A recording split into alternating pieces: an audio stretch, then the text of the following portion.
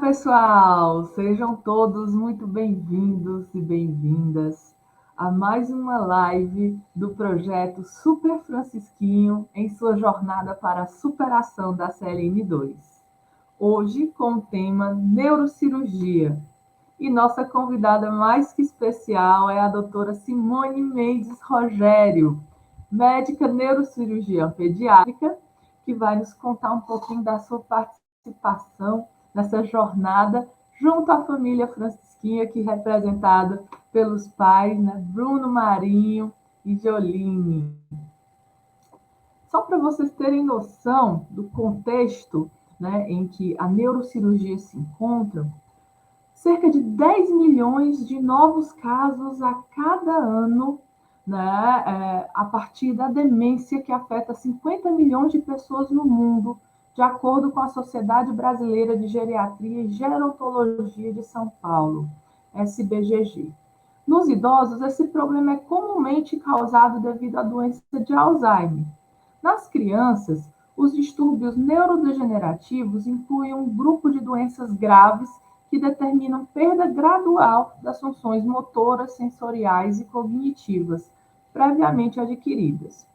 Uma das doenças neurodegenerativas raras e de rápida progressão é a CLN2.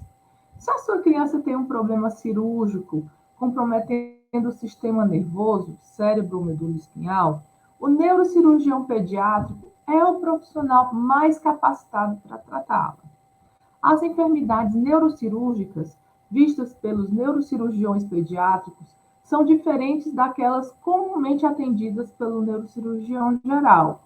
O tratamento específico na área e o conhecimento das doenças pediátricas são fatores fundamentais para o sucesso do tratamento, além de um relacionamento adequado com os familiares. Adolescentes jamais devem ser tratados como adultos pequenos, pois apresentam particularidades e cuidados específicos. E os nossos convidados de hoje vão falar mais sobre esse assunto. Portanto, convido aqui para a nossa roda de conversa hoje a nossa convidada, a doutora Simone Mendes Rogério, médica neurocirurgiã com especialização em neurocirurgia pediátrica pela Universidade Católica de Roma, Policlínico Agostinho Gemelli, membro titular da SBN, Sociedade Brasileira de Neurocirurgia, membro ativo titular da SBN-PED, Sociedade Brasileira de Neurocirurgia Pediátrica, membro da ISPN, International Society of Pediatric Neurosurgery, atual responsável técnico pelos serviços de neurocirurgia pediátrica dos hospitais FSCMPA e HOIOL. Seja muito bem-vinda, doutora Simone. É uma honra tê-la aqui conosco nesse projeto. Olá, tudo bem? Muito obrigada. A honra é toda minha de poder participar desse projeto, né? Muito importante. E fiquei muito feliz em estar ouvindo você aí na introdução, com uma observação muito importante, que a gente vem trabalhando isso dentro da sociedade, na formação dos nossos novos especialistas, residentes, que é justamente o que você ressaltou, que os adolescentes, as crianças, não podem ser tratados como adultos pequenos, e sim porque eles têm as peculiaridades. E aí é que vem o diferencial de realmente você estar com foco em neurocirurgia pediátrica, nas especialidades pediátricas que crescem cada vez mais. Então, obrigada pelo convite, obrigada pela família Francisquinho, que já faz parte da minha família, a família Largada, e estamos juntos nesse projeto. É muito importante essa desmistificação da neurocirurgia no tratamento da CNL2. Perfeito, doutora, é isso mesmo, né? Porque a senhora tem um papel fundamental aí nessa jornada, né? E a gente precisa contar essa história, né? Para o Brasil e hoje para o mundo, né? A família Francisquinho já está ficando internacional, né? É por isso que nós vamos chamar aqui Bruno Marinho e Joline, os pais do Francisquinho, que moram em breve, cidade da Ilha de Marajó, no Pará. são idealizadores desse projeto, que tem como maior propósito compartilhar mesmo essas experiências vividas, né, por eles, os erros, os acertos, e assim ajudar outras famílias a semear aí sementes de esperança nessas outras jornadas, né? Sejam bem-vindos, Bruno, Patrícia, a esse encontro. Boa noite, tudo bom? Oi, Ana, doutora Simone, prazer mais uma vez conversar com vocês. A doutora Simone falou, a gente já faz parte da nossa família, né? A gente quer agradecer ela. Ela também, quando a gente dividiu a ideia com ela, ela topou assim na hora e deu toda a força, né, para que a gente fizesse. Ela faz parte da idealização também desse projeto, né? Eu lembro que quando eu cheguei com ela, eu falei bem assim para a doutora. Lembra, doutora, tendo uma infusão?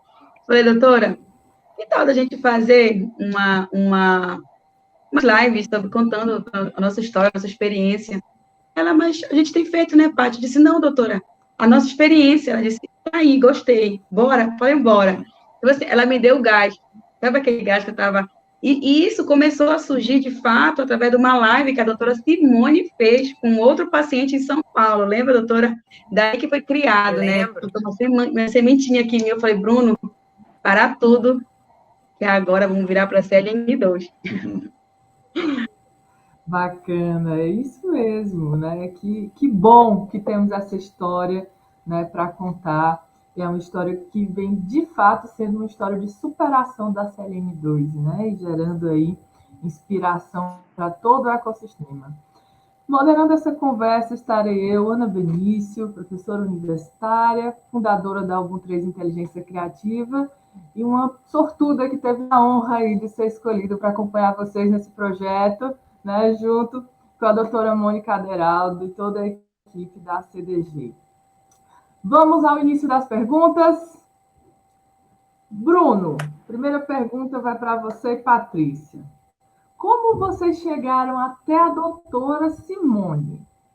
Foi indicação de outro profissional? Foi uma pesquisa que vocês fizeram?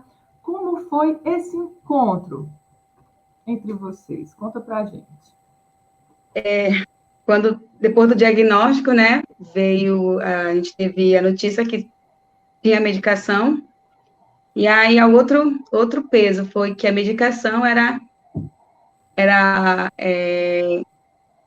precisava ser através de uma infusão precisaria colocar um catéter, né, na cabecinha do Francisco, né, e a gente até estava conversando com a doutora Simone sobre quais seriam as dúvidas gerais, né, de todos os outros pais que a gente conversa, né, e esse é um dos maiores intuitos desse projeto, né. E eu lembro, assim, que foi o nosso principal medo, né, desde o início, quando a Juliana, né, a neuropediatra, falou, olha, o Francisco vai precisar colocar um dispositivo na cabecinha. Eu falei, como, Ju, abrir a cabecinha do meu filho? Ela disse, olha, existe uma médica chamada doutora Simone Rogério, tem até ela. A gente caçou a doutora. A gente caçou a doutora, e nós encontramos esse anjo. E de primeira ela disse sim. Tá, aí do sim, vamos ao encontro. Eu lembro do primeiro encontro com a doutora Simone. Meu Deus, a gente tinha tantas perguntas, assim, ela ficava me olhando assim, parada. E eu, um monte de perguntas eu fazendo, doutora, meu filho vai ter vida normal? Ela balançava a cabeça. Meu filho vai poder tomar banho normal? Ela balançava a cabeça. A gente estava cheio de medo. Cheio de medo, eu comecei a chorar para ela. Cheio de dúvidas, de angústias. E ela serena, me escutando, sabe? Aí eu disse assim, Bruno, aí depois eu saí de lá, eu falei, Bruno, ela acha que é uma cirurgia simples, vai abrir a cabeça do meu filho. Eu acredito, Ana, que todos os pais é a mesma coisa, porque toda vez, mesmo dos diagnósticos, as pessoas entram em contato com a gente, o que é a cirurgia? Sempre. É um ponto, né, muito sensível dessa jornada, né? Porque ali, eu diria até que é um momento em que tem um antes. Você começa a, de fato, ter acesso ao tratamento, tem que passar, né, por essa barreira ali invisível e visível ao mesmo tempo, né? E que também tem os desafios do outro lado, né, doutora Simone? A gente conversou com a doutora Juliana, que inclusive foi o programa que foi ao ar ontem, né? Quem quiser dar uma olhada aí no canal do YouTube da CDG e da FEBRAM e acompanha. E lá ela fala, né, com muito carinho da senhora, doutora Simone, disse que vocês estavam de mãos dadas, literalmente, né, no dia, né, e que foi um processo também de descoberta para vocês, porque CLN2 é uma doença ultra rara, né? Então, tudo é muito novo mesmo nesse processo, né? E precisa dessa dedicação, dessa união, né? Dessa vontade de fazer acontecer. E graças a Deus, com o Francisquinho, tem sido um sucesso, né? Mas, doutora Simone, as aplicações das infusões só podem ser feitas pela cirurgiã, né? Pelo cirurgião, pelo médico cirurgião. Conta um pouquinho para a gente sobre isso. Então, na realidade, é importante ressaltar a importância de uma equipe multidisciplinar.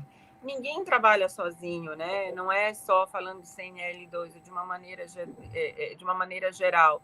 Então, respondendo objetivamente, não é obrigatório que seja feito pelo neurocirurgião. O neuropediatra, um intensivista, a enfermeira bem treinada, toda a equipe bem treinada, pode fazer a infusão da enzima, porque você tem um protocolo no qual você segue todos os passos para fazer essa infusão. Então, é como você entrar no avião, né? O piloto tem um checklist, é a mesma coisa.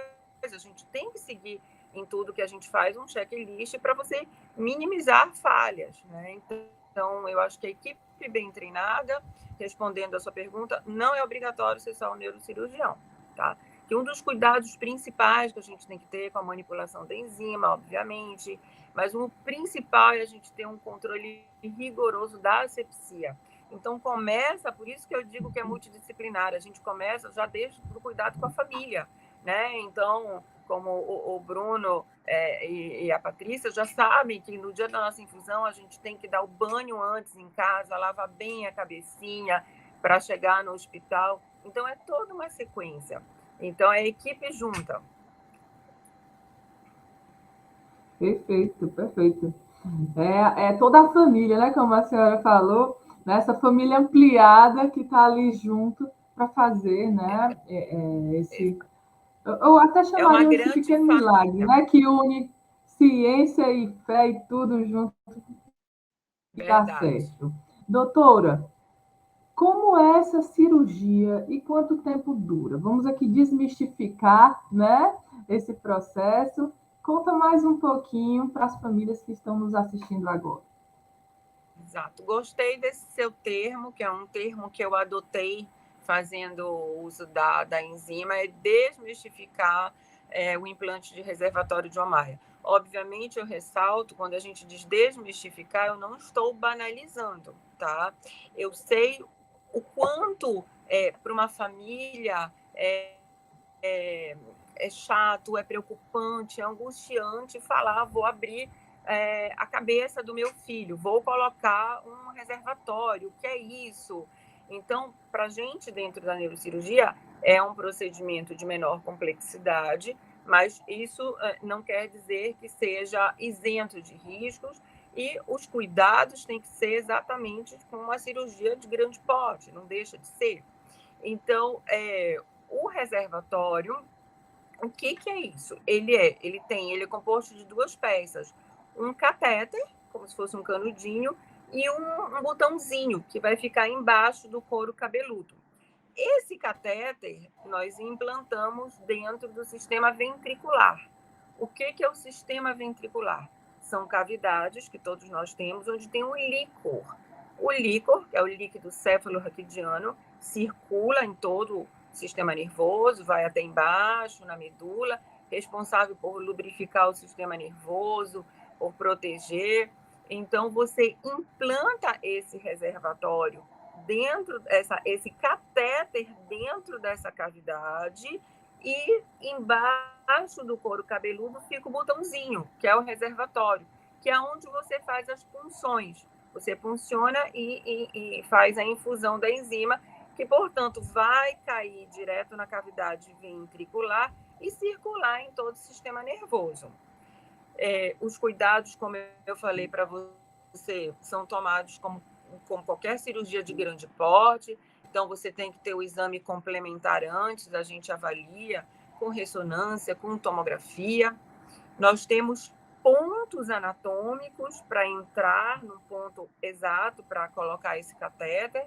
Alguns casos é necessário o uso de tecnologia, como o neuronavegador, que você marca exatamente onde você quer deixar esse catéter. E, enfim, feito com todas as medidas de segurança. Então, quando eu falo desmistificar, é porque eu lembro que quando Bruno e Patrícia chegaram até mim, obviamente, como qualquer pai, preocupados com uma neurocirurgia, mas tinha, e mesmo todo o sistema de organização, quando falavam comigo, mas como é a cirurgia? A cirurgia tem que falar, olha, não é melhor fazer uma videoconferência com um cirurgião da Argentina? A sensação que eu tinha, gente, vou fazer um transplante de cérebro. Ok, não, é uma cirurgia que dentro da neurocirurgia, o neurocirurgião é preparado, a gente usa em outras situações, dentro da oncologia, para fazer quimioterapia, alguns tumores. Então, é uma cirurgia em que você tem habilidade, né? Então, precisa desmistificar, mas eu repito, não é banalizar. Cirurgia com todos os procedimentos de segurança para o paciente, assim como isso se mantém em todas as infusões. Então, é isso que é importante, eu ressalto, a gente ter um protocolo, a gente seguir um fluxo, porque envolve várias sequências, desde estar em casa, na asepsia, até eu tirar, até eu finalizar a infusão. Então, a nossa preocupação é que quanto mais a gente faz, às vezes você vai ficando despreocupado, torna mais comum, e não.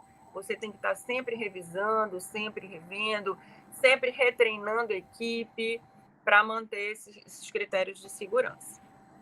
Não sei se eu respondi a tua pergunta, que às vezes eu começo a falar, me empolgo e perde. Né? Respondeu de forma muito didática, né? Eu acredito que todo mundo esteja conseguindo compreender aí bem. E, de fato, a gente atingir esse objetivo, né? De desmistificar o processo, né? Tá. Bruno e Patrícia, quais os medos de vocês? E o que vocês esperavam da cirurgia? Conta um pouquinho para a gente. Bom, assim, os nossos maiores medos sei lá, vai abrir a cabeça do meu filho e ele vai ficar com alguma sequela depois, ele vai ficar com uma limitação. Eu lembro que a gente fez um monte de perguntas assim para a doutora. Doutora, sei lá, se eu conseguir brincar de bola com ele vai poder bater alguma coisa na cabeça dele, a bola, ele vai poder tomar banho de piscina. Ela falou, lógico, vai. Sempre com essa naturalidade, com essa calma que ela fala, desse mesmo jeito na consulta. Então, ela passa muita calma, muita tranquilidade. E a gente, sabe, agoniado e nervoso, mas, por exemplo, por ele precisar passar por todos esses exames, né? O Francisco, até a cirurgia, o Francisco, apesar de já apresentar uma debilidade motora, debilidade na fala, né, dificuldade de comer, inclusive a gente vai chegar no ponto que foi a doutora Simone que abriu um outro divisor de água, que foi a questão da GTT, ela que deu a indicação, né, apesar dele já precisar, mas a gente tinha muitos medos, né? A gente chegou muito nervoso mesmo, se ele ia poder, como era o catéter, se ia ficar uma coisa externa. Eu pensava. A gente não tinha noção de como era, apesar da gente, e a gente estava num momento em que não fazia muito bem para a gente ler muito sobre, a gente ainda estava no processo de aceitação. O Francisco, até a cirurgia, ele nunca tinha sido hospitalizado. O Francisco era uma criança saudável, apesar da debilidade motora e da fala, mas ele nunca foi de estar internado, nunca foi de gripar, ele era uma criança saudável, levando por esse lado. Então, a gente tinha muito receio de hospital, né, com ele, como é que ia ser. Então, a gente tinha muitos medos, e principalmente disso, se ia ser algo externo, como é que ia ser as aplicações, se ele ia sentir dor, se ele ia ficar, mas o principal, meu medo era se ele ia ficar com alguma sequela, né, depois, se ele ia ficar com alguma limitação. A gente pensa na parte estética, né, no cabelo, ele vai precisar ficar com a cabeça raspada o tempo todo, como é que vai ser, doutora? E ela deixou a gente muito tranquilos, né, tentou, né, pelo menos, que a gente não ficou tão tranquilo, a gente foi ficando tranquilo com o decorrer, né, mas ela tentou passar muita calma para a gente, muita naturalidade. Ela passou essa situação de que, claro, seria a primeira vez que ela faria numa criança com CLN2, mas a cirurgia em si, ela passou para a gente que era muito corriqueiro. Da neurocirurgia, é um procedimento até simples, né, doutora, dos mais corriqueiros, devido aos tratamentos oncológicos, né? A gente chegou numa fase dita engraçada para a gente, né? Hoje, porque, né, a gente olha para trás e aí, assim, a gente veio lá do outro lado do campo, chutando a bola, driblando todo mundo. Quando a gente chegou na frente do gol, que a gente foi chutar, que foi a cirurgia, a gente, epa. Aí eu lembro, assim, que foi o contato, né? A gente teve contato com a cirurgia. Eu quase não chuto a bola. Era o contato até com a doutora Simone. Por quê?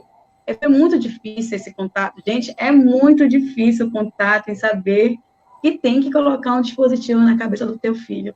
Chegou a hora, né? Chegou agora, a hora. Meu Deus. Gente, eu lembro até a data da consulta com a doutora, 17 de junho. Eu lembro, assim, que eu já acordei, gente, com aquele... Eu não prestei para nada esse dia, assim, eu não parava, eu estava nervosa, eu chorava. Meu Deus, assim, o que era para ser muito feliz, meu filho ia fazer a cirurgia, para esperar a medicação, que tão sonhada. E, assim, ao mesmo tempo eu tinha medo. Eu estava cheia de medo. Assim, como o Bruno falou, ela pode não ter tirado ali todo o nosso medo, mas ela me deixou segura do que seria o procedimento. Porque a doutora Simone, ela tem uma capacidade de passar uma tranquilidade, porque ela, meu Deus, ela fala contigo, ela é uma lady. Não, gente, aí eu pensei, Bruno, eu começava a chorar, ela dizia, mas por que você está chorando? O bebê vai ter a vida normal. Ela ficava comigo, eu chorava sem parar. E a segurança e a propriedade com que ela fala vai deixando o familiar tranquilo. Não tem como. Ela passa muita segurança de que ela tem plena certeza e controle do que ela vai fazer. E isso é fundamental, passar essa segurança para a família. Você está vendo quanto é bom a gente trabalhar já com amigos? Olha aí. Mas eu fico contente. Obrigada, Bruno. Obrigada, Paty. Sincero, a gente não está falando nada mais do que a verdade. Eu que eu menti, doutora. Nada aqui. Nem aumentei nada. Obrigada pela confiança. E eu fico contente em saber que a gente consegue passar isso, que a gente está no caminho certo. Porque eu acho que essa é a nossa missão, né? Vocês vêm até mim angustiados, a gente não pode deixar o paciente mais angustiado, né? Então, é o que a gente procura sempre passar claramente tudo que se tem que fazer, mas de uma forma que se entenda bem, que a gente possa estar junto nessa batalha, né? Como estivemos desde o início, junto com a Juliana, que é a neuropediatra, então essa ligação neuropediatria, neurocirurgia pediátrica foi fundamental e sensacional, a parceria com a Ju. Então, eu acho que é toda essa sequência. A energia foi muito boa, né? Eu sempre falo assim, doutora Iana, que a importância de toda a luta é essa junção de amor, sabe? Porque assim, a gente passa a ser família. Porque é tanta coisa, são tantas batalhas, são tantas... Nossa, gente, a gente estava assim... É uma luta mesmo, de fato. E assim, e Deus, como eu sempre coloquei desde ontem para vocês, foi na live, Deus, ele foi tão maravilhoso, para assim, que ele escolheu a dedo, né? Juliana, doutora Simone, Monize, são pessoas profissionais assim, que vocês vão conhecer. Vocês vão conhecer pessoas maravilhosas, assim, parece que foi escolhido a dedo. E assim, eu me sinto, sabe? Eu me sinto assim, que a doutora Simone, eu privilegiada que a doutora Simone, Juliana, Monize, fazem parte da minha família, gente. Eu me sinto assim, eu amo falar com a doutora Simone. Sabe quando tu aguarda as infusões? A gente fica matando conversas ali. É uma presença, Ana, que uma presença aqui faz bem, sabe? Pra gente. Ela traz calma. Calma. Pessoal, só de vez em quando eu vou levantar, porque o Francisco acordou, tá? Aí de vez em quando a gente vai olhar ele aqui rapidinho. Fica revezando. Tá? E continua. Tudo bem. Coisa linda, né, gente? A gente fica aqui só encantado com essa relação aí tão forte, tão verdadeira. E esse é o melhor tratamento, né? O amor. Depois os outros vêm e fazem o papel deles. Mas esse amor, essa entrega, né, é que fazem toda a diferença em qualquer jornada. Né? Isso é muito importante, né? Patrícia. Isso é muito importante, Ana, assim, porque a gente está cheio de medos. Então, isso é muito importante, essa ligação, sabe? Essa empatia, porque a gente já não sabe o que fazer. O acesso à medicação já é difícil. E tu não ter, né, essa parceria médica, eu falo que passa nem ser parceria médica, passa a ser uma parceria familiar, porque é isso que elas são na nossa vida. Sabe aquela pessoas que choram com a gente? Elas choram com a gente. Elas dividem nosso Vocês dinheiro. são especialistas em fazer a gente chorar, né, Patrícia? Ela sempre assim, é Natal, aniversário, as mensagens que ela me manda, Dia das Mães, ela adora me fazer chorar. Coisa linda. Bruno e Patrícia, né? Contem para a gente um pouquinho como foi a expectativa para a primeira infusão. Né? Meu Deus! Passando aí por esse processo cirúrgico, né? E agora vem o tratamento, né? Como é que foi essa expectativa? Até porque a luta foi muito grande para chegar esse dia, né? Então, conta para a gente um pouquinho como é que estavam vocês ali naquele momento. Primeira coisa, Ana, que foi o evento, né? Né, doutora? Foi o evento. Fomos uniformizados para o hospital, camisa do Super Francisquinho. Nossa, assim, foi aquele momento, assim, pra gente, assim, que eu não sei nem sabe, explicar para vocês o que foi para mim. Sabe quando eu sempre falo para todo mundo que a primeira infusão, eu posso falar por mim, né? A primeira infusão, para mim, foi a mesma de ir para o hospital, para tirar o meu filho, né? Para nascendo do Francisco. Parece que naquele momento o Francisco renasceu, foi toda uma situação, um preparo, aquela ansiedade, chegou a Juliana, chegou a doutora Simone, a gente comemorando, foi muito lindo. Foi um momento assim único para mim, parece que naquele momento o Francisco renasceu. Bacana. Oi. Doutora Simone, vocês estão me ouvindo? Estou ouvindo, perfeito. Doutora Simone, agora com você. De quanto em quanto tempo o Francisquinho tem que fazer exame, né? E os pacientes com CLN2, como é que funciona aí esse monitoramento do tratamento? Em relação especificamente ao reservatório, a gente não precisa estar fazendo exames de imagem repetido, por exemplo, tomografia, raio-x, até porque a gente evita a radiação para a criança, tá? Então, e como é que eu sei que o reservatório está funcionando bem? Porque a cada punção que a gente faz, a gente testa. Vem muito facilmente líquor, né? Quando não vem, a gente revisa. Então, assim, esse é o nosso controle, né? Então, a cada infusão, na hora da punção, você testa e que ele está vindo bem o líquor. Inclusive, se coleta líquor toda a infusão para a gente mandar analisar e ter certeza que esteja tudo dentro da normalidade, além do aspecto que a gente vê na hora. Então, o exame de imagem para controle do reservatório, a gente não faz de rotina. E aí entra nos protocolos da neuropediatria de fazer imagem de controle para o segmento pela própria patologia. Ressonância uma vez ao ano, aí a neuropediatra junto com a gente vai definindo. Mas em relação específica ao reservatório, a gente não fica fazendo um controle de rotina, né? Agora, lógico, eu fiz uma punção, vi que eu tenho um problema, que não está vindo líquor fácil. Ok, aí já é uma situação que eu vou repetir uma imagem para ver o que aconteceu com o meu catéter, né? Porque ele pode obstruir? Pode. Como qualquer sistema mecânico, eu posso ter problema mecânico, né? Os nossos problemas aí são mecânicos e infecciosos, principalmente. Então, a gente faz nessa situação de avaliação. Perfeito, doutora. E a gente sabe que toda cirurgia tem riscos, né? Toda cirurgia, de qualquer complexidade, tem seus riscos. Então, já sabemos aqui, né, que é uma cirurgia que tem as suas implicações como qualquer outra, né, que é um procedimento similar até a outros que também se faz na neurocirurgia, mas quais são os riscos dessa cirurgia? É importante também que as pessoas, né, tenham consciência desses riscos, doutora. Sim.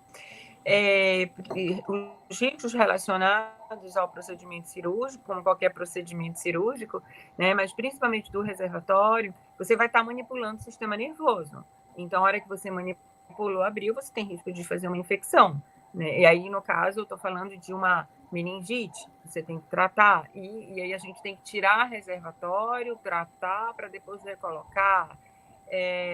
Risco de ficar mal posicionado o catéter? Existe. A gente se cerca de tudo que a gente tem para isso não acontecer. Então, é anatomia, ponto craniométrico, que a gente chama, a gente costuma colocar do lado direito aqui na região frontal, e muitas vezes navegador, que é uma tecnologia que nos ajuda a direcionar exatamente a localização que a gente quer. Então, assim, seria um outro risco. Tá? Relacionado diretamente ao procedimento cirúrgico do reservatório. E depois, em pós-operatório, o que mais nos preocupa é a manipulação desse reservatório pelo risco de infecção. Tá? Então, por isso que a gente ressalta. Muito cuidado sempre na asepsia, na antisepsia. Então, lavar a cabecinha desde a véspera, antes de ir para o hospital, na hora quem vai manipular, refazer a asepsia, troca de luva. Então, a gente tem toda uma sequência, porque o que muito nos preocupa é risco de infecção. Porque daí você tem que tirar o reservatório. A gente tira para tratar a infecção, dar um antibiótico que penetre o sistema nervoso, para depois recolocar. Ah, doutora Simone, mas não pode só dar um antibiótico e não ter que mexer na cabeça, tirar para depois recolocar? Não, porque lembrando que o catéter é um material, é um corpo estranho, é um silicone, e você às vezes faz biofilme. O que é isso? A bactéria fica colonizada, fica impregnada no catéter. Então, quando você está tratando, dando antibiótico, está tudo ótimo. Eu parei de dar um antibiótico, eu posso voltar a ter a meningite novamente. Então, o ideal é tirar o sistema, tratar a infecção, e aí depois você tem que recolocar. Perfeito, doutora. Bruno e Patrícia, quais são os receios de vocês após a cirurgia, né? Como que funciona todo esse processo agora por um outro ângulo, né? Por outra perspectiva de vocês. Conta um pouquinho para a gente. Ana, depois do pós-cirúrgico, foi tudo tranquilo, né, doutora? A gente entendeu que não era nada que a gente imaginava. Quando o Francisco veio do bloco, eu imaginava que ele estava com uma cicatriz enorme na cabeça. Gente, a cicatriz do Francisco é minúscula, assim. Acho que eram 4 pontos, bem pequenininho, bem discreta. E aí eu lembro que quando o Francisco chegou, aí estava toda enfaixadinha a cabecinha dele, que a doutora entregou ele pra gente na UTI. Eu fiquei, meu Deus, eu imaginei um monte de coisa, né? Aí ela me disse, só pode tirar depois de 24 horas o capacete. Aí eu ficava imaginando um monte de coisa. Gente, no outro dia, quando tiraram o capacete do Francisco, a doutora Simone foi ela mesma que foi tirar o capacete. Que ela tirou, eu nem acreditava.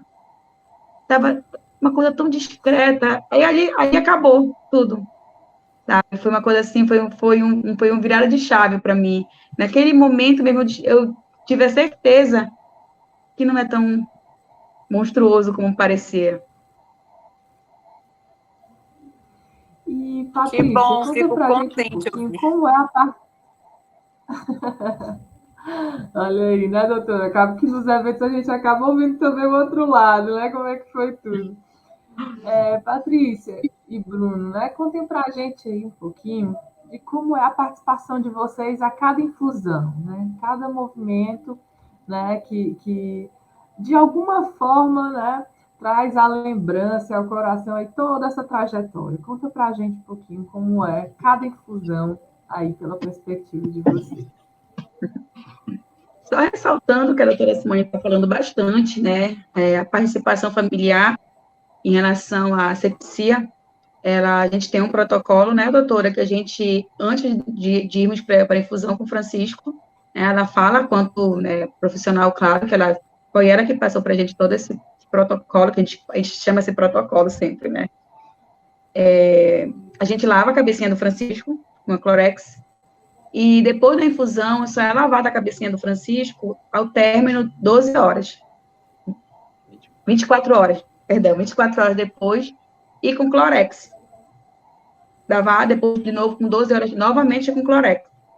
E a gente muda lençol de cama, a gente muda a toalha, a cada lavagem é uma toalha nova. Então, assim, é todo, a gente chama esse ritual, um ritual, mas graças a Deus, gente, deu super certo. E assim, a lembrança da infusão. Eu vou deixar com o Bruno essa emoção, porque eu já dei um pouco da minha aqui, como foi o seu evento da primeira infusão.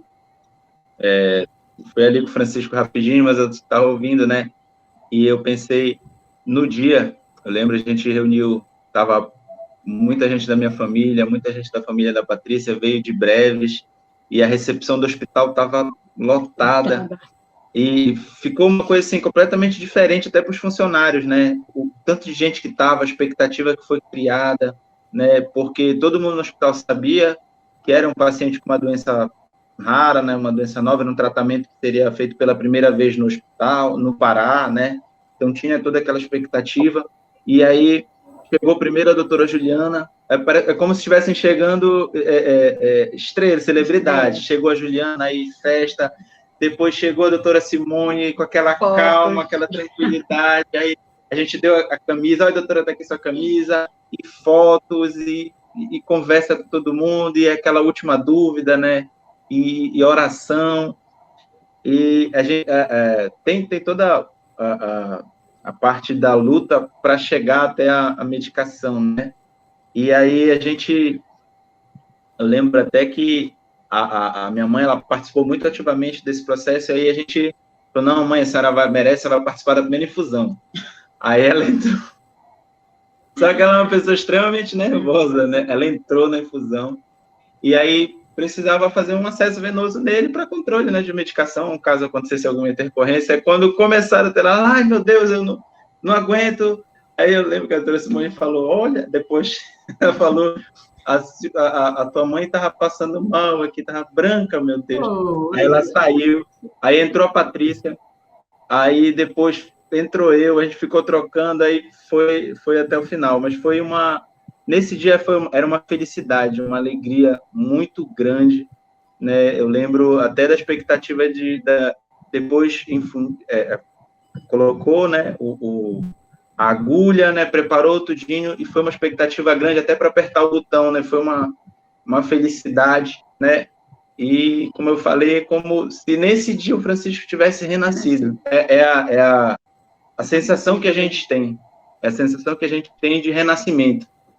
Ana, dia 25 de agosto. O evento começou 1h da tarde.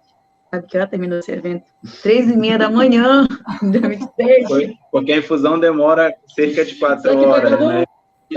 Todo mundo lá na recepção, a gente comunicando, por aqui tá tudo bem, tá tudo tranquilo. Francisco acordou no meio da infusão, falando algumas palavras que ele já não falava mais.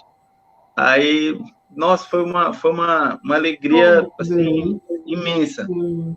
A UTI ficou uma confusão, mudou completamente a rotina da UTI, né? Imagina. Gente, deixar aqui um beijo para a dona Silvia, né? Beijo, dona Silvia. Isso é demais, né? Doutora Simone, o tipo de dispositivo que a gente usa para cirurgia precisa de troca depois de um tempo, também como é essa questão da manutenção do catéter, né? Do dispositivo. Conta um pouquinho para a gente. Então, só vamos trocar se nós tivermos sinais de disfunção. Então, não é que eu tenha, assim, em 2 anos paciente está bem, mas eu vou trocar porque cheguei em 2 anos. Não. Então, a gente só vai trocar se eu tiver sinal de disfunção. Mostrar que eu estou tendo alguma obstrução, que eu estou tendo uma fístula licórica, ou seja, estou extravasando líquor, que eu precise revisar. Porque lembrando que, mas ele tem várias punções, né? A cada 14 dias, punção, mas ele foi feito para isso, né? Então, é óbvio que eu passando aí 5, 10 anos, muito provavelmente eu vou ter que trocar, mas eu não tenho um tempo determinado e falar, a cada 2 anos você tem que mudar. Você vai mudar, você vai acompanhando o paciente. Se eu tiver sinais de disfunção, sim, aí eu já tenho que mexer. É isso que vai me determinar o tempo que eu vou ter que mexer. Perfeito, doutora. Bruno e Patrícia, passada a primeira infusão, né? Como foi para vocês, como está sendo, né, ao decorrer do tratamento e, de modo particular, né, como esse momento que a gente vive hoje, né, nessa segunda etapa de luta também para o PCDT, né, que está sendo agora posto aí em uma consulta pública, número 72, né, à luz da sociedade civil aí, como isso afeta a jornada de vocês, né? Esse momento aí da construção dessa política pública, né? Falem um pouquinho, né, do decorrer do tratamento até agora, até esse momento que a gente está vivendo, como vocês percebem isso, né, através da perspectiva de vocês. Contem para a gente. As infusões sempre permanecem um evento, mas não tão grandioso, porque passou-se a ser um tratamento corriqueiro já para a gente, mas com os mesmos protocolos de sempre. A gente espera ansioso, gente, assim, parece, a gente sempre chama assim que Francisco é a força, né, é vida. Hoje, eu tinha todos os frascos do Francisco, porque, assim, hoje, a gente até fez umas lembrancinhas que a gente está doando para as pessoas que fizeram parte dessa luta de amor com a gente. Então, assim, permanece sendo, né, a cada infusão, a cada 15 dias, a mesma perspectiva, né, de eu buscar vida para o meu filho. Então, assim, eu sempre deixo um recado para todo mundo, né, um apelo, para que eu possa continuar seguindo esse meu ritual de amor, de buscar vida para o Francisco a cada 15 dias, que eles possam pensar com carinho. Eu sempre falo para as pessoas que é difícil se colocar no meu lugar, no lugar do Bruno, quanto pai. É fácil pensar se fosse contigo. Olhar para o teu filho que está do teu lado e ter que implorar para alguém por uma medicação, né? Uma medicação que tu possa buscar numa farmácia. É totalmente diferente. Foram lutas. Quando eu me deparei com a doutora Simone, o meu filho já estava muito acometido pela doença. E mesmo assim, gente, eu não queria saber de nada. Eu queria a medicação, porque eu não precisava que meu filho tivesse perfeito, dito perfeito. Eu queria o meu filho. Então, assim, eu imploro para vocês, para eu continuar seguindo todos os dias, a cada 15 dias, e buscando vida para o Francisco.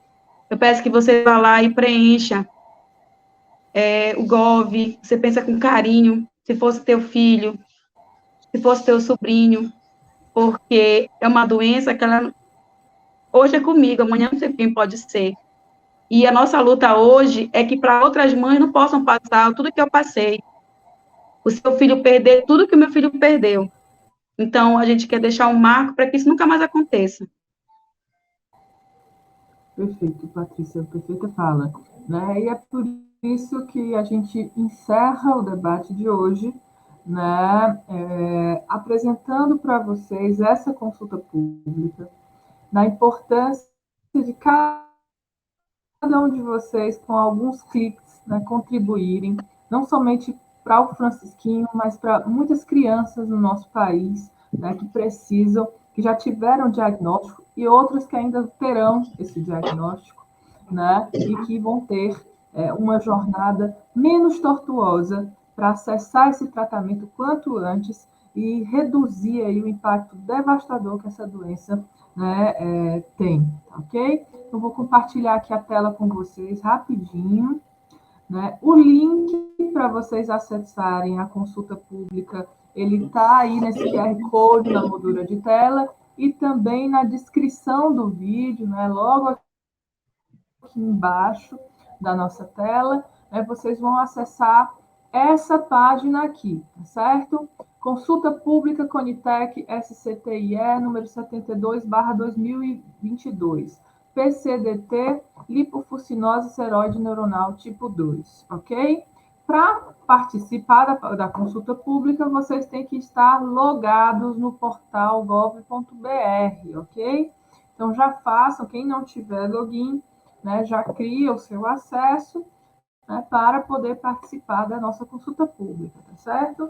A notícia boa, né, que de ontem para hoje a gente saltou aí de 60 e poucas contribuições para 154, né? Então, estamos felizes que o resultado está vindo, né? Vocês estão nos ajudando, mas a nossa meta é ousada, né? A gente quer ultrapassar aí a barreira das 1.000 contribuições, então vem com a gente mesmo, somar forças, e você vai ver que é rapidinho, são só alguns cliques mesmo, e você vai estar ajudando aí a transformar a história da vida de muitas crianças, ok?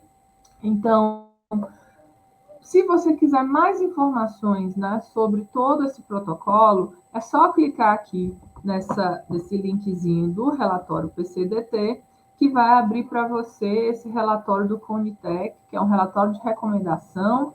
PCDT vem disso, protocolos clínicos e diretrizes terapêuticas para lipofucinose seróide neuronal tipo 2, ok? E você vai entender um pouco mais do contexto, desse histórico da incorporação, né, das famílias afetadas no país, do diagnóstico, até chegar à parte mais crítica, né, que é onde a gente pede olhar mais cuidadoso e carinhoso do Conitec, né, para que seja uma política que, de fato, faça com que o tratamento chegue até as crianças, né, e é a revisão dos critérios de inclusão, tá certo?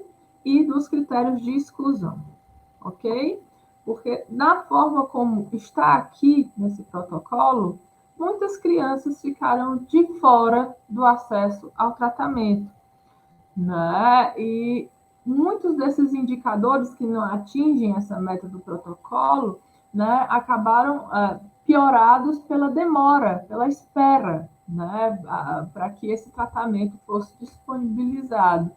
Então, é importante que a gente, de fato, pense em política pública de inclusão, né, que chegue a todos e que dê qualidade de vida para essas crianças, ok? Então, aqui você coloca a sua data de nascimento, a região que você se encontra, no meu caso aqui é o Nordeste, né? O seu estado, a sua cidade. Se você deseja contribuir como organização da sociedade civil, paciente, familiar, amigo ou cuidador, profissional de saúde, interessado no tema, empresa fabricante de tecnologia avaliada. No caso de ser um desses dois itens como empresa, você vai colocar aqui seu CNPJ e a razão social, tá certo? No mais, seu sexo biológico, a declaração de coetnia, até aí, informações, né, sociodemográficas, e aqui você vai sinalizar como ficou sabendo dessa consulta pública. Se foi através dessa live, você coloca aqui através das redes sociais, tá certo? Mas você sinaliza de onde, né, por qual canal de comunicação você ficou sabendo, o que achou dessa proposta apresentada pela Conitec. E aqui eu vou chamar o Bruno e a Patrícia para falar um pouquinho do que eles acharam dessa proposta e como essa proposta os afeta. Tá ok? Pode ser, Bruno, Patrícia. Bom, esse PCDT, né, a gente fica bastante receoso que ele seja aprovado dessa forma, porque ele é levado em consideração uma escala motora e escala de linguagem, né, que é uma pontuação de 0 a 6, e as crianças são classificadas dentro dessa tabela.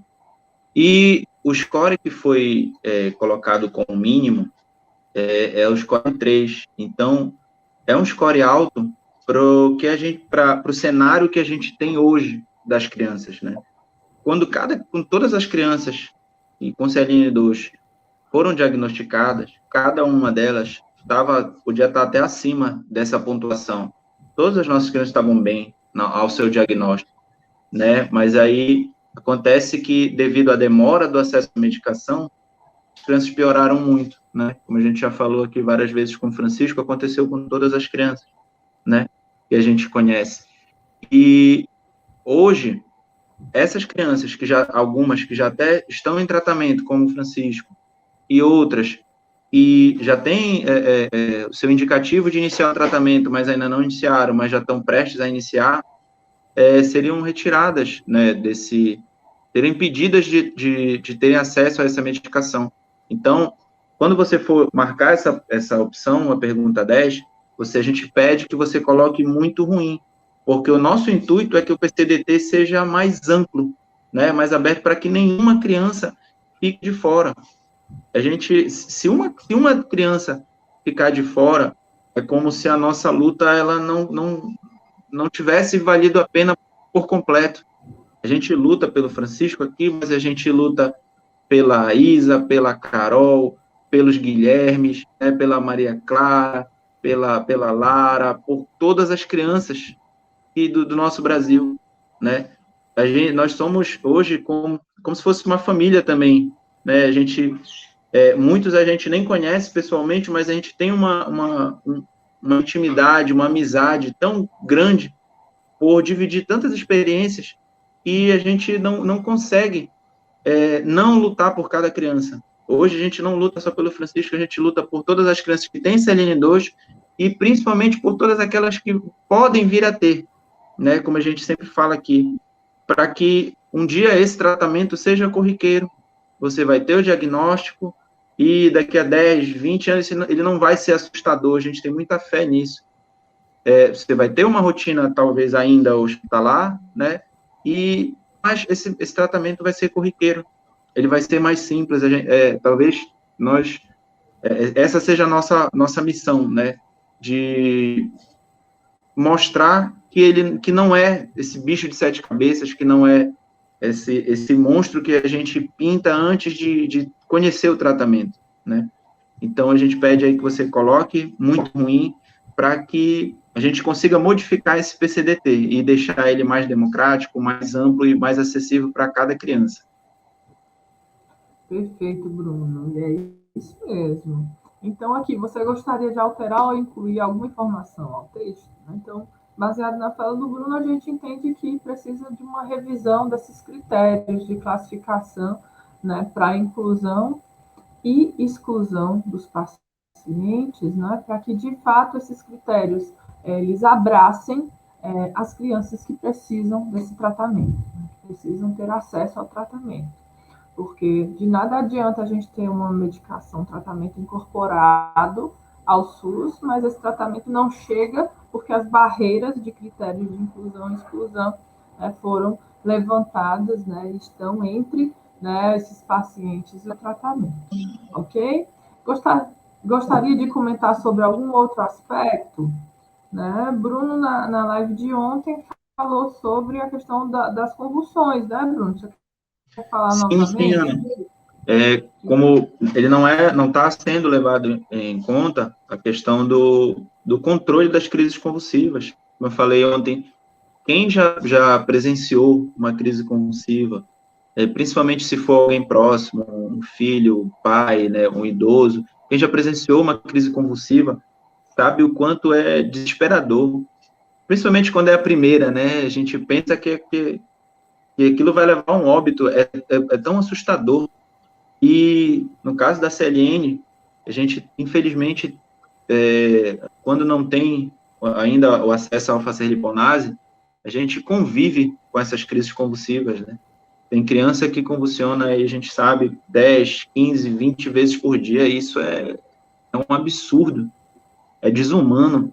Então, não levar também o PCDT, não levar em consideração a paralisação, o controle dessas crises convulsivas, é desumano, é um absurdo. Levar em consideração, é claro que é fundamental a parte motora e de linguagem, né? Essa busca pela melhora, mas só o fato de não convulsionar é sensacional. Para a gente é como se fosse um milagre, né? É vida nova, porque você não pode nem...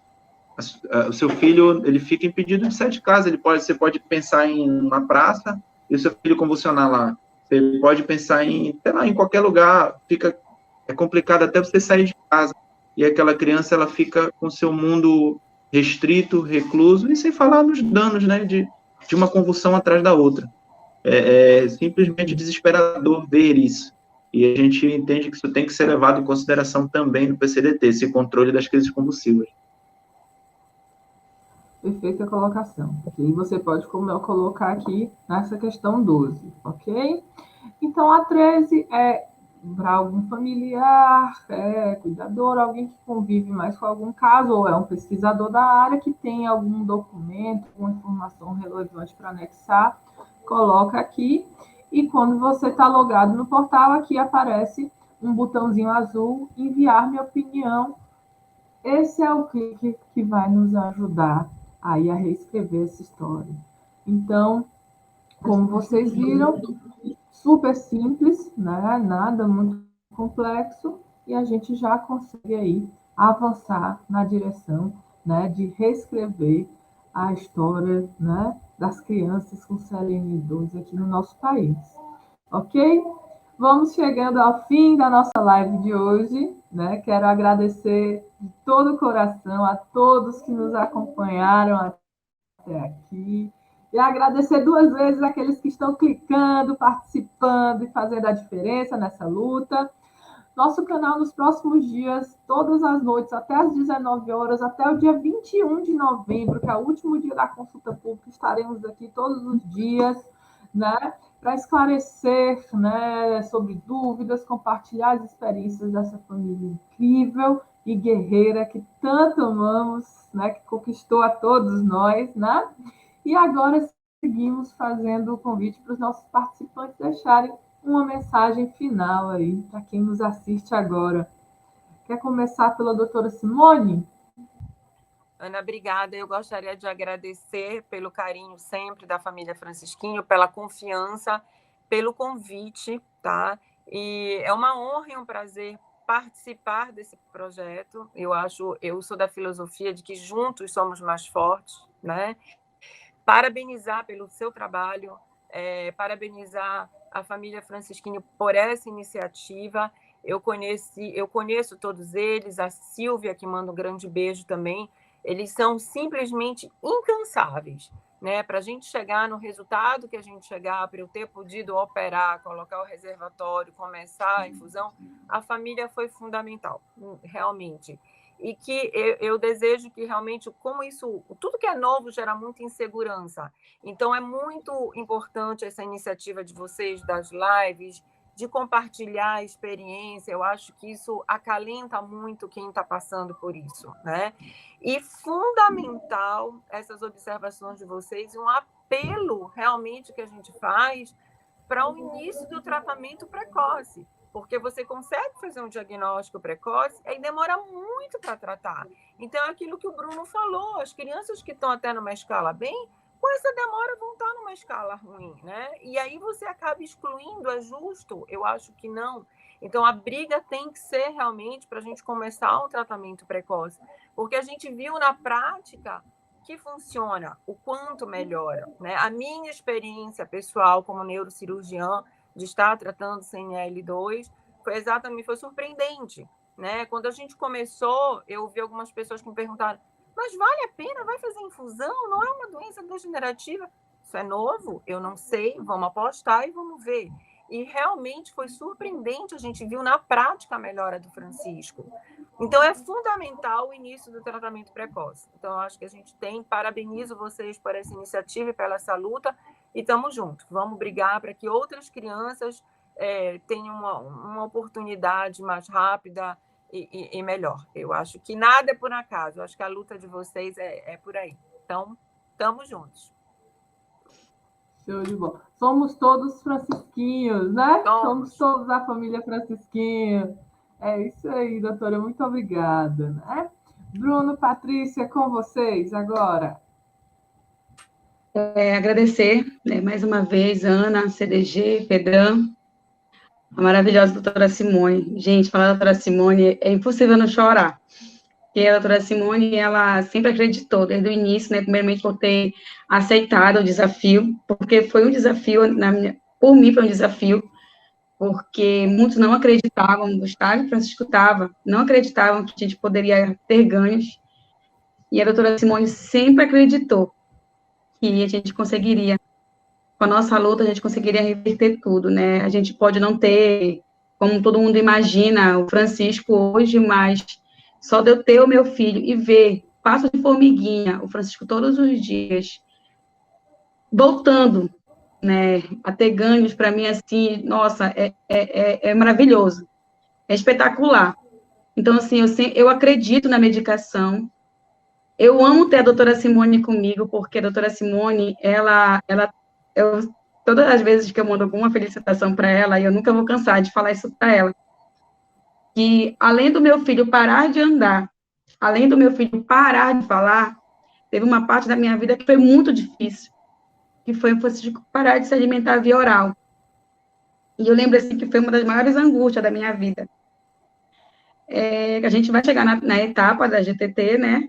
Só que, assim, eu lembro, assim, que foi ela que fez encaixar na minha cabeça essa situação da GTT. Eu lembro quando eu cheguei com ela e ela me falou assim, eu falei, doutora, depois da cirurgia, ela disse, tá, aí vai ficar a vida normal. Eu disse, não, doutora, o meu filho, ele não está conseguindo comer. Ela disse, como assim? Aí eu falei, mostrei o vídeo para ela, ela disse, gente, tem que fazer GTT. E naquele momento, assim, ela me deu, assim, sabe aquele acalento que ela falou assim, e vai mudar a tua vida. Ele vai ter qualidade de vida e vocês também, vocês estão sofrendo. Então, assim, ela foi aquele abraço acolhedor, sabe aquele abraço acolhedor? É isso que eu tive dela desde o primeiro contato. Então, assim, eu não tenho palavra para descrever o que essa mulher, na minha vida, na vida do Francisco e do Bruno, ela é luz mesmo, de fato. Eu agradeço cada segundo, né, por ter sido tão maravilhoso em ter colocado a doutora Simone na nossa vida. Ela é luz.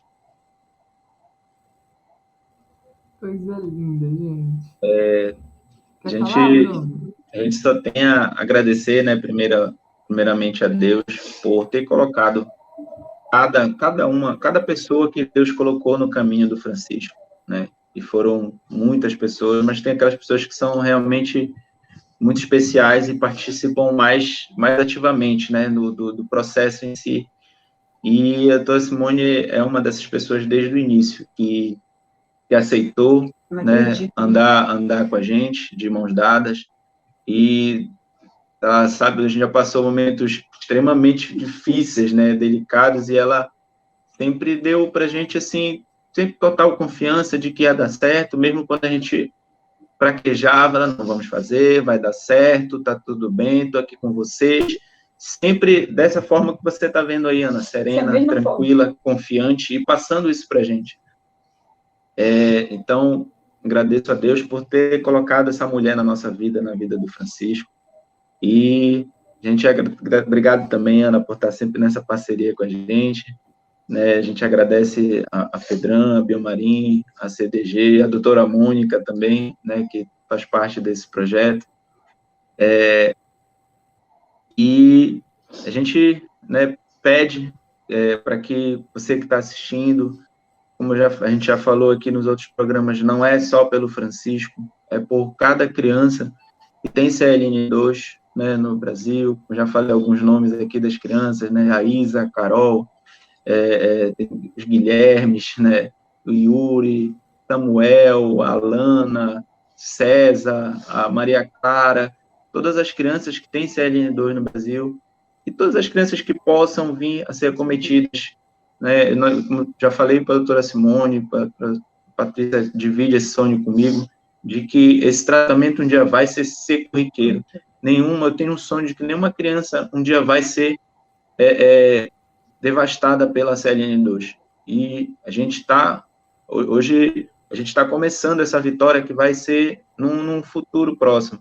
Tenho muita fé nisso, que daqui a alguns anos ele vai ser um tratamento corriqueiro e as crianças não vão mais sofrer com essa doença, né? E agradecer cada um que está participando, que escolheu também participar desse projeto com a gente, que aceitou, e pedir para que você continue votando. E se você já votou, pede para um amigo, compartilha. Vamos agora, chegou na fase de multiplicar esse voto, né? Você que já ajudou, pede para o pai, pega, se é um idoso, pega, vai lá e faz o login por ele, pede autorização, lógico, pega o celular do irmão, do pai, da mãe, da avó, pede para os amigos do trabalho. A gente é possível, a gente já fez isso antes, né, na primeira consulta, e a gente tem fé que a gente vai conseguir de novo um número expressivo e significativo para a gente conseguir reverter esse PCDT. Vamos sim, Bruninho, vamos sim. Vamos escrever uma nova história aí todos juntos, né? E hoje o poder de cada um de vocês, o superpoder está em alguns cliques. Menos de 5 minutos e a gente reescreve essa história junto, tá? Aqui, aproveitando a fala, essas falas lindas da doutora Simone, da Patrícia, do Bruno, eu quero deixar um abraço muito especial a todos os profissionais de saúde que acolhem com tanto carinho nossos raros em todo o Brasil. Essa é para vocês, né? Que assim como a doutora Simone tem feito a diferença na vida da família Francisquinho e todos esses profissionais de saúde que aqui passam, vocês também estão fazendo a parte de vocês aí, tenho certeza. Nosso abraço, a nossa gratidão. E aqui também o nosso abraço a todas as famílias raras, né, atípicas aí do nosso Brasil, mais particularmente aí os nossos pequenos guerreiros, né, do CLN2, que também fazem parte da família Super Francisquinho, para que os represente. Né? Essa luta é por cada um de vocês, tenho certeza disso. Tá bom? Então, essa live continuará disponível para visualização aqui no nosso canal, a CDG, no YouTube, também no canal da FEDRAM. Então, nos ajudem a divulgar essas informações tão preciosas. Compartilhe o link dessa live para o máximo de pessoas que conseguirem. Mas mais do que o link dessa live, compartilhe o link da consulta pública, tá? São esses cliques que a gente precisa.